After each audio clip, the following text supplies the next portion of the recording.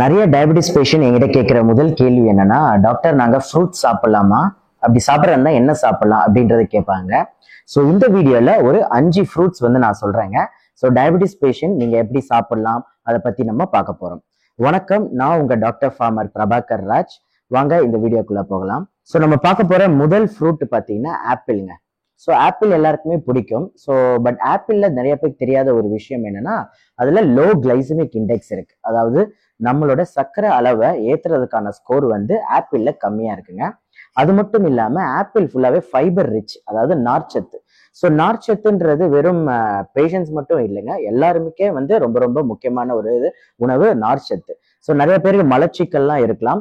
So நீங்க apple ரெகுலரா எடுத்துட்டு வந்தீங்கன்னா நீங்க அந்த மலச்சிக்கலும் சரியாகிறதுக்கான வாய்ப்புகள் இருக்கு. அண்ட் ஆப்பிள் அது போக நிறைய விட்டமின் மினரல்ஸ் எல்லாமே அதிகமா இருக்கு.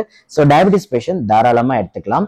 அண்ட் இந்த வீடியோ எண்ட்ல டயபெட்டிஸ் பேஷண்ட் பண்ண வேண்டிய ப்ரிகாஷன்ஸ், அதாவது நீங்க ஃப்ரூட்ஸ் சாப்பிடும் போது என்னென்ன டூஸ் அண்ட் டோன்ட்ஸ்ன்றதை நான் இந்த வீடியோ கடைசியில நான் சொல்றேன். ஸோ இரண்டாவது ஃப்ரூட்ஸ் பார்த்தீங்கன்னா ஆரஞ்சுங்க. ஸோ ஆரஞ்சு விட்டமின் சி அதிகமா இருக்குங்க ஆரஞ்சுல. ஸோ விட்டமின் சியோட ஜென்ரலா விட்டமின் சி இருக்கிற ஃப்ரூட்ஸ் நீங்க சாப்பிட்ற போது உங்களுக்கு உடம்போட இம்யூனிட்டி சக்தியும் அதிகம் பண்ணுது. அண்ட் உங்களோட டயபெட்டிஸை கண்ட்ரோலா வைக்கிறதுக்கும் அது கரெக்ட். மூணாவது பழம் என்னன்னு பாத்தீங்கன்னா கோவாங்க, அதாவது கொய்யா பழம்.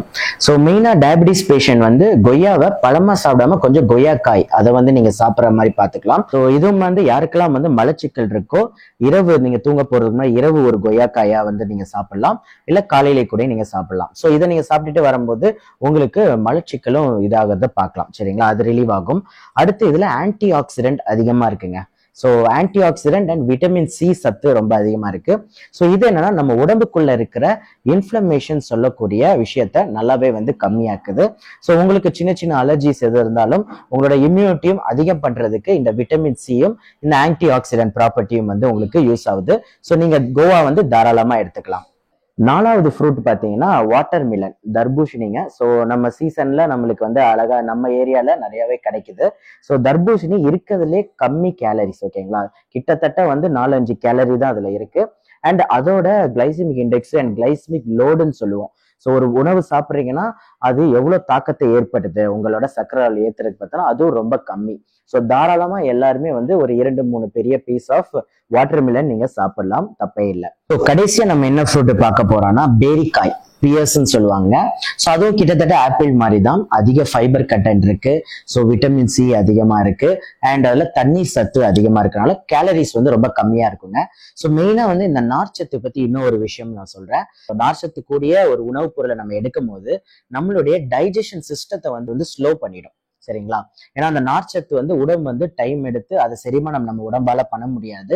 ஸோ அதனால உங்களுடைய நீங்க சாப்பிட்ற உணவுப் பொருளோட செரிமானத்தோட டைமை இன்க்ரீஸ் பண்ணுது. ஸோ அப்படி இன்க்ரீஸ் பண்றதுனால உங்க ரத்தத்துல சர்க்கரை அளவு கொஞ்சம் பொறுமையா தான் கலக்கும். ஸோ இதனாலேயே உங்களுக்கு இதை லோ கிளைசமிக் இண்டெக்ஸ் ஃப்ரூட்ஸும் நம்ம சொல்லலாம். ஸோ இந்த வீடியோல நான் சொன்ன 5 விஷயமும் 5 ஃப்ரூட்ஸுமே இதை தான் உங்களுக்கு பண்ணுதுங்க. கடைசியா நான் ஃப்ரூட்ஸ் நீங்க எப்படி எடுக்கணும் அதை பத்தி கைட்லைன்ஸ் சொல்றேன்னு சொன்னேன் இல்லையா, சோ அதை இப்ப சொல்றேங்க. சர்க்கரை வியாதி பேஷண்ட் எல்லாருமே ஞாபகம் வச்சுக்க வேண்டியது ஃபர்ஸ்ட் விஷயம், நீங்க ஒரு ஃப்ரூட்டை முழுமையா அப்படியே ரா ஃப்ரூட்டா சாப்பிடுங்க. நீங்க கண்டிப்பா ஜூஸ் போட்டு குடிக்க கூடாது. ஏன்னா நீங்க ஜூஸ் போட்டு நீங்க குடிச்சீங்க அப்படின்னா அதுல இருக்கிற நல்ல ஃபைபர் கண்டென்ட்லாம் போயிடுங்க. ஸோ ராவான அந்த ஜூஸை நீங்க குடிக்கும் போது ஈஸியா சர்க்கரை அளவு அதிகமாகுது. ஸோ அப்போ மறக்காம ஒரு ஹோல் ஃப்ரூட்டா நீங்க டைரக்டா அப்படியே நீங்க ராவா நல்லா கழுவி வேணா பீல் பண்ணிக்கலாம், தோலை ரிமூவ் பண்ணிட்டு நீங்க தாராளமா சாப்பிடலாம். And have it in moderation, அதாவது 2-3 ஆப்பிள் இல்லாம ஒரு அரை ஆப்பிளோ இல்ல ஒரு ஆப்பிளோ இல்ல ஒரு கொய்யா பழமோ இல்ல ஒரு ஸ்லைஸ் வாட்டர் மிலனோ, ஸோ இந்த மாதிரி நீங்க எடுத்துக்கோங்க. கொஞ்சம் அளவு கம்மியா, மற்றவங்களோட நீங்க கொஞ்சம் அளவு கம்மியா எடுத்துக்கலாம். அண்ட் நிறைய பேர் என்கிட்ட கேட்கிற கேள்வி, ஃப்ரூட்ஸ் எப்போ எடுக்கலாம் டாக்டர் அப்படின்னு கேட்பாங்க. பெஸ்ட் டைம் ஃப்ரூட் பாத்தீங்கன்னா வெறும் வயிற்றுலங்க.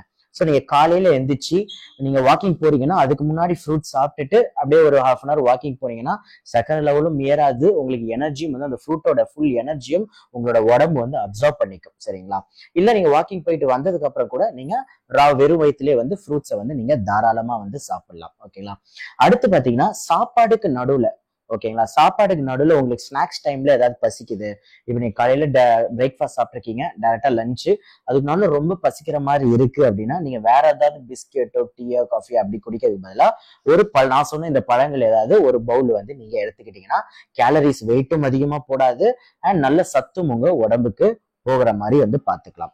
ஸோ அதுக்கப்புறம் முக்கியமான பாயிண்ட் வந்து ஃப்ரூட்ஸ் வந்து மற்ற உணவுகளோட கலந்து நீங்க சாப்பிடக்கூடாது. பழம் சாப்பிட்றீங்கன்னா அது பழம் சாப்பிட்டு 1 மணி நேரம் பின்னாடி இல்ல 1 மணி நேரம் முன்னாடி எந்த உணவும் சாப்பிடாம பாத்துக்கோங்க. ஸோ 2 வேளை உணவுக்கு நடுவுல நீங்க வந்து பழங்களை சாப்பிடலாம்.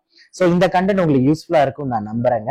அண்ட் மேலும் நீங்க டயபிட்டிஸை பத்தி நிறைய தெரிஞ்சுக்கணும், டயபிட்டிஸ்னா என்ன, அதுல இருந்து எப்படி சரி பண்றது, இதெல்லாம் தெரிஞ்சுக்கணும்னா நான் ஒரு இலவச ஒரு 2 மணி நேரம் ஒர்க் ஷாப் ஒன்று பண்றேங்க. ஸோ நீங்க அதை வந்து கலந்துக்கலாம். அதோட லிங்க் வந்து நான் டிஸ்கிரிப்ஷன் கீழே கொடுக்குறேன். நன்றி, வணக்கம்.